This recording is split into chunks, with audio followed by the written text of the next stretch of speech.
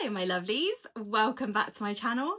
If you're new here, my name is Emily and I am your number one romance girly. So, it's May. I don't know how it's May, but it's May. And that means it is time for my May TBR.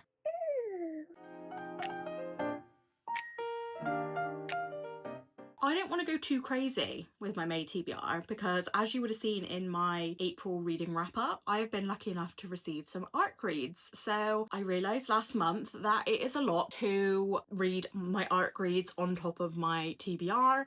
So I don't want to overdo it. And obviously if I don't read as many ARCs this month, then I can read more of my books, but I don't want to commit to them because I don't want you guys coming for me, okay? The first book that is on my TBR for this month is To Cage a Wild Bird. This was on my April TBR.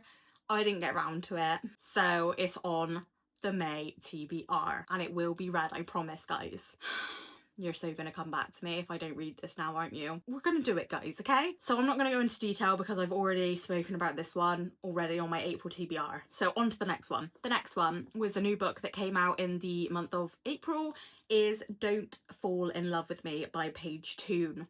You've got to love a Paige Toon. She's just easy reading, okay? And I obviously picked up the Works edition because, hello, obviously, had to be done. I know nothing about this, so let's find out together. Okay, so this says, Grace has loved Jackson from afar since she was 15. They were best friends who spent every childhood summer together in France's breathtaking Ardèche region, until life moved on and Jackson married someone else. Years later, Jackson re-enters Grace's life with an irresistible offer, her dream job where their story began, and he's newly single. Arriving back in the town where they met, Grace encounters an old friend, Ethony? I don't know, I'm not French, okay? I'm not French. I'm gonna go with Ethony. Oh goodness.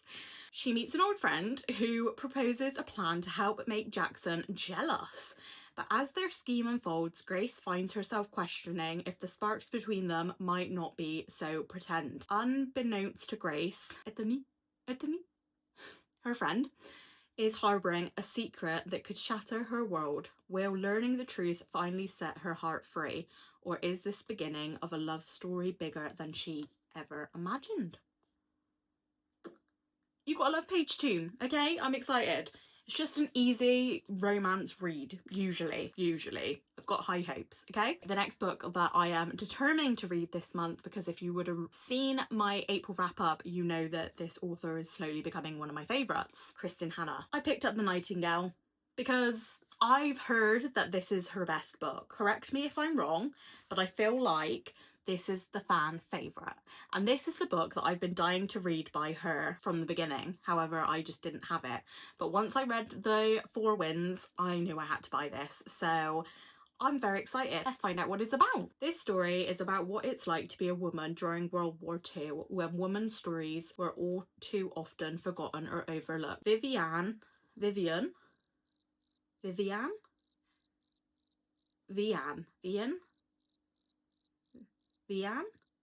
and Isabel are two sisters separated by years and experience, by ideals and passion and circumstance, each embarking on her own dangerous path towards survival, love and freedom in a war-torn France.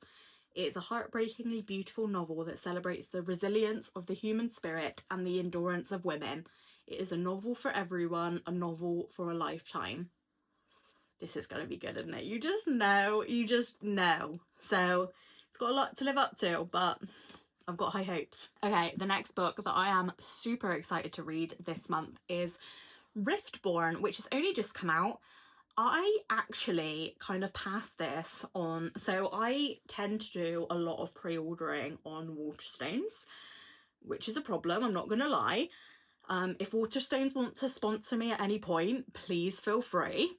So I kind of scrolled past this one because the cover really didn't intrigue me. However, then I seen everyone picking it up. Now, I'm sorry. Stunning. But again, I was like, well, I'm not going to pick it up if I don't like it.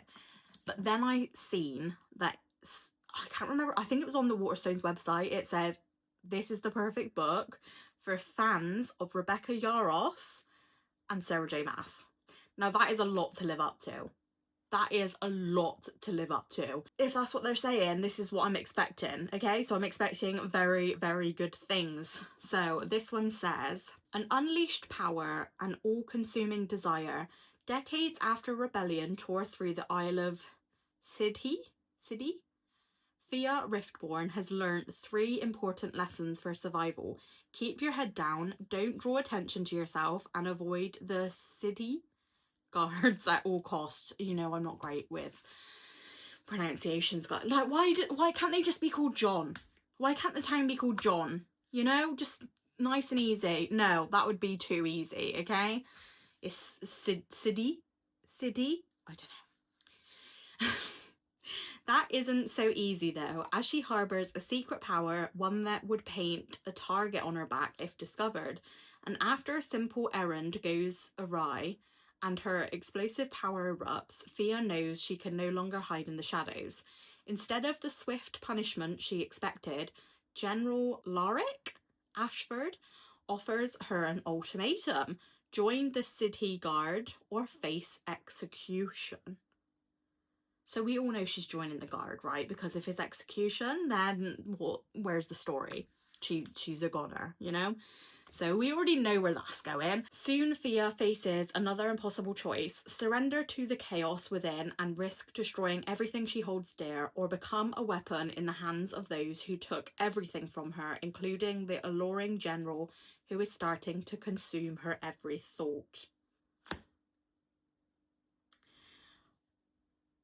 It sounds intriguing. Do I think it sounds like Fourth Wing or Court of Thorns and Roses? No, but I have high hopes. That's what the fans are saying. We'll see. We'll see. Okay, the next book that I would like to read is Priest by Sierra Simone. So this is a trilogy, I want to say, or it's a series. I've only got 3. If there's more than 3, then I will need to go out and get those. I have heard these are dark romance, kind of, well, really spicy, I've heard. So let's see what it has to say. He's a priest, and here is his confession.